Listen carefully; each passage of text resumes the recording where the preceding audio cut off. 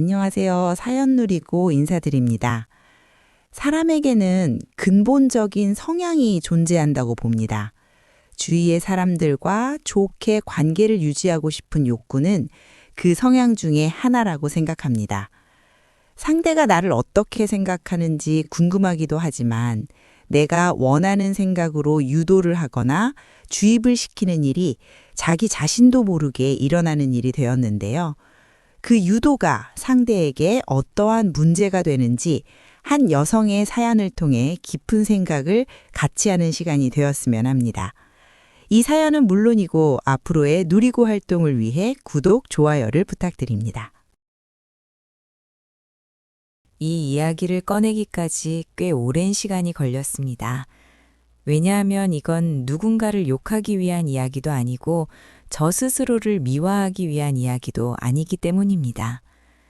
다만 제가 어떻게 나 자신을 잃어갔는지 그 과정을 솔직하게 남기고 싶었습니다.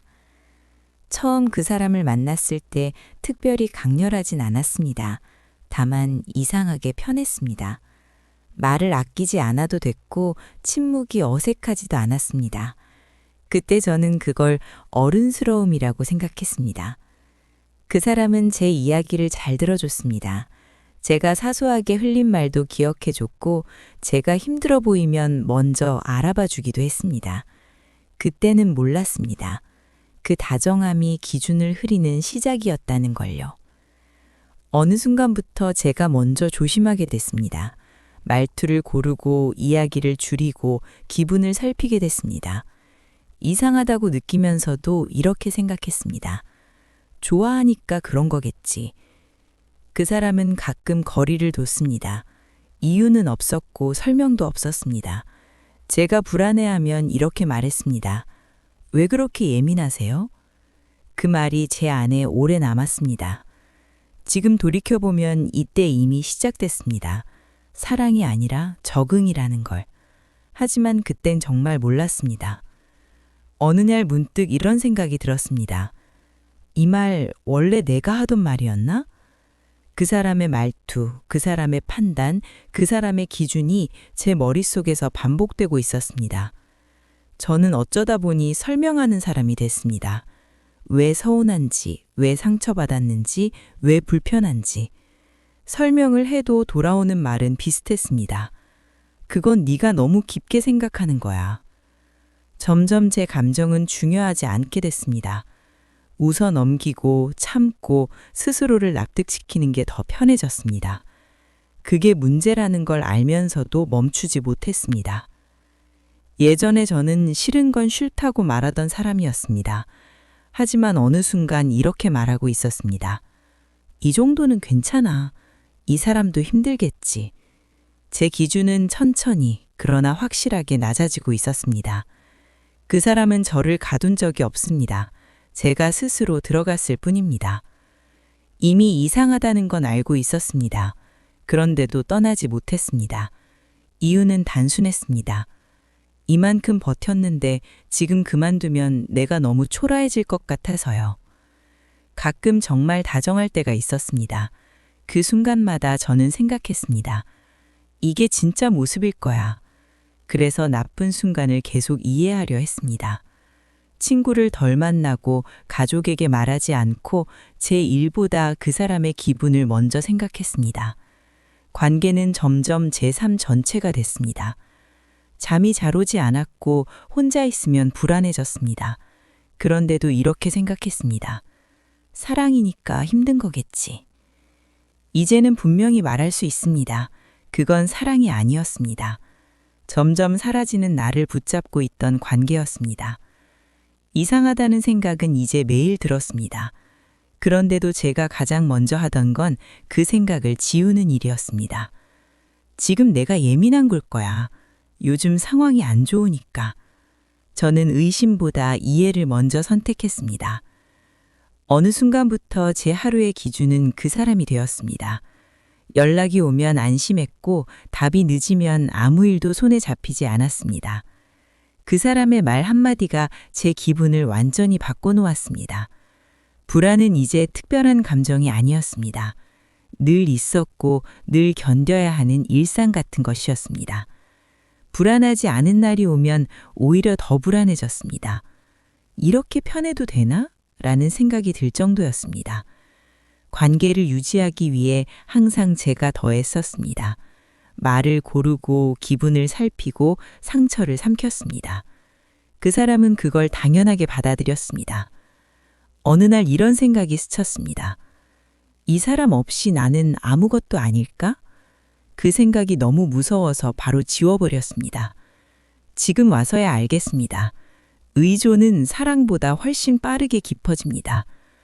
예전에 저는 이렇게 소개했습니다. 저는 이런 사람입니다. 하지만 이때부터는 이렇게 말하고 있었습니다. 그 사람은 이런 걸 싫어해요. 그 사람이 원하지 않아서요. 저는 저를 말하면서도 그 사람을 먼저 꺼냈습니다. 친구들과의 약속이 하나둘 줄어들었습니다. 가족에게도 아무 말 하지 않았습니다. 설명하기가 너무 어려웠기 때문입니다. 아니, 설명하면 이 관계가 이상하다는 걸 제가 인정해야 할 것 같았습니다. 혼자 있는 시간이 점점 힘들어졌습니다. 혼자 있으면 생각이 많아졌고 그 생각들은 항상 저를 탓하는 방향으로 흘렀습니다. 내가 더 잘했으면, 내가 참았으면. 어느 순간 존중이라는 게 사라졌다는 걸 느꼈습니다. 하지만 그 자리를 대신한 건 두려움이었습니다. 잃을까봐, 혼자가 될까봐. 그래서 계속 남아 있었습니다. 저는 사랑을 붙잡고 있다고 생각했습니다. 하지만 사실은 혼자가 되는 걸 버티지 못하고 있었던 것뿐입니다. 그날은 특별한 날이 아니었습니다.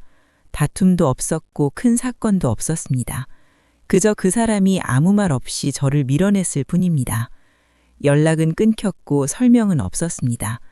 제가 불안해하며 묻자 이런 말이 돌아왔습니다. 왜 그렇게 집착하세요? 그 말에 제가 잘못한 사람이 됐습니다. 그날 이후 저는 아무것도 할 수 없었습니다. 밥도 일도 잠도 머릿속엔 오직 한 생각뿐이었습니다. 내가 뭘 잘못했을까? 제가 틀렸다고 믿기 시작하자 모든 게 설명되는 것 같았습니다. 그 사람이 차가웠던 이유도 사라졌던 이유도 모두 제가 부족해서라고 결론 내렸습니다. 완전히 무너진 뒤에야 주변이 보였습니다. 제가 얼마나 혼자였는지, 얼마나 나 자신을 방치했는지, 그때서야 처음으로 도움이 필요하다는 생각이 들었습니다. 이 관계는 저를 사랑으로 끌어안지 않았습니다. 천천히, 조용히 저를 부숴놓았을 뿐입니다. 완전히 무너진 뒤에 가장 먼저 사라진 건 슬픔이었습니다. 울지도 않았고 분노도 없었습니다.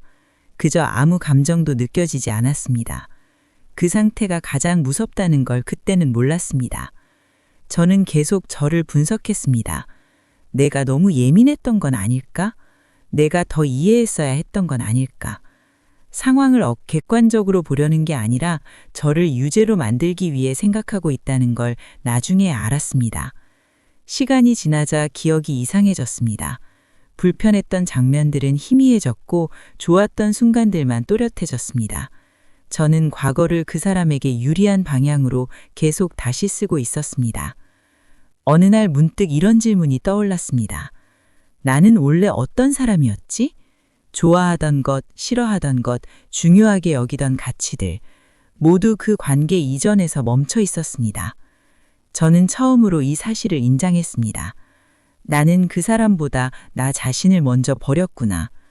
이 인정은 저를 다시 무너뜨렸지만 동시에 현실로 돌아오게 했습니다.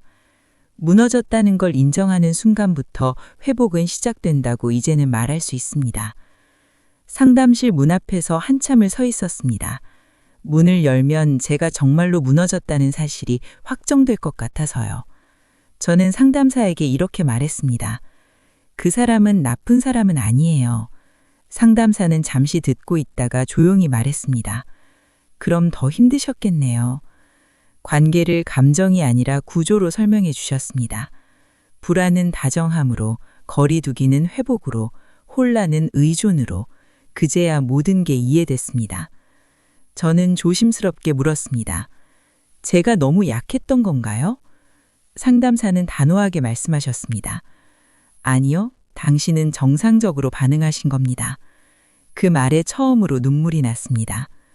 상담사는 가스라이팅이라는 말을 처음으로 꺼냈습니다. 저는 고개를 저었습니다. 그 정도는 아니에요.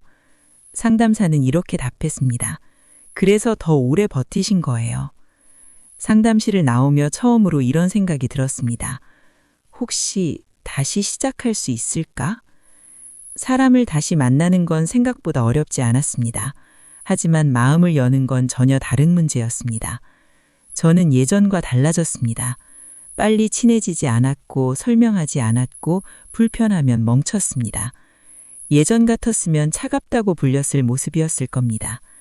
불안은 완전히 사라지지 않았습니다. 하지만 이번에는 확인을 구하지 않았습니다. 불안이 사라지지 않아도 지나갈 수 있다는 걸 배웠습니다. 저는 기준을 하나 세웠습니다. 이 사람과 함께 있을 때 내가 더 작아지는가 아니면 그대로 있는가. 사랑은 저를 줄이는 게 아니라 확장하는 것이어야 합니다. 여전히 특정 말투, 특정 침묵에 몸이 먼저 반응합니다. 하지만 이제는 그 반응을 부끄러워하지 않습니다. 이제는 이렇게 말할 수 있습니다. 다시 사랑할 수 있을지는 잘 모르겠습니다. 하지만 다시는 나 자신을 버리지는 않을 겁니다. 이제는 괜찮아질 거라는 말은 하지 않겠습니다. 시간이 해결해 준다는 말도, 다 지나간다는 말도 드리지 않겠습니다. 이 마지막 이야기는 편안함을 드리기 위한 이야기가 아닙니다. 오히려 조금은 불편하실 수도 있는 이야기입니다. 아마 마음 한편에서 이미 알고 계셨을 거라고 생각합니다. 이 이야기는 특정한 한 사람의 잘못을 따지기 위한 이야기가 아닙니다. 이건 사랑이라고 믿었지만 점점 나 자신을 잃어갔던 구조에 대한 이야기입니다.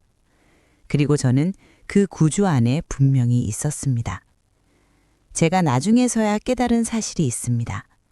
가장 위험한 순간은 상처받았을 때가 아니었습니다.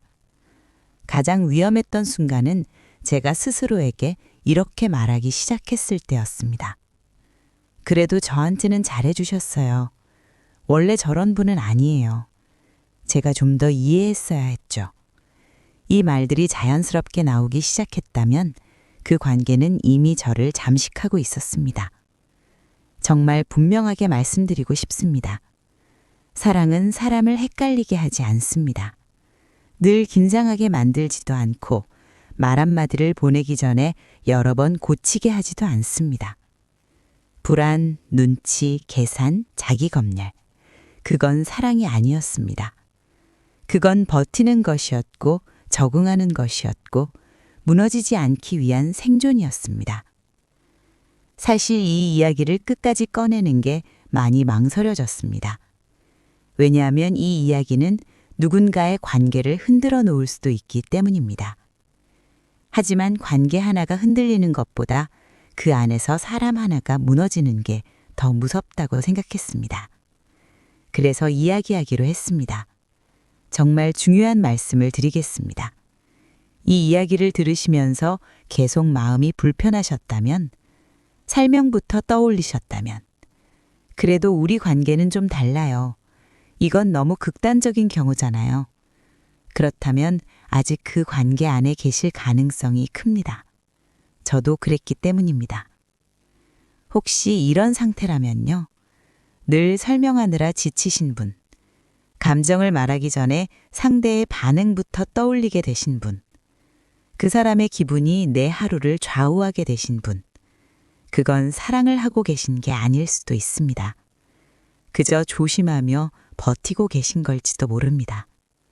이 구조의 가장 무서운 점은 나중에 빠져나와도 이 생각이 남는다는 겁니다. 내가 왜 그걸 몰랐을까? 내가 너무 바보 같았다. 그래서 사람들은 더 오래 머뭅니다. 하지만 분명히 말씀드리고 싶습니다. 당신은 바보가 아니었습니다. 그저 너무 오래 참으셨을 뿐입니다. 이제 마무리하겠습니다. 그건 사랑이 아니었습니다. 지금 당장 이 문장을 마음속에서 부정하고 싶으셔도 괜찮습니다. 다만 언젠가 이 말이 조용하지만 분명하게 가슴에 닿는 날이 온다면 그때만큼은 부디 다시 자신을 버리지 않으셨으면 합니다. 저의 이야기가 불편하게 느껴지셨다면 당신은 이미 조금씩 깨어나고 계신 겁니다.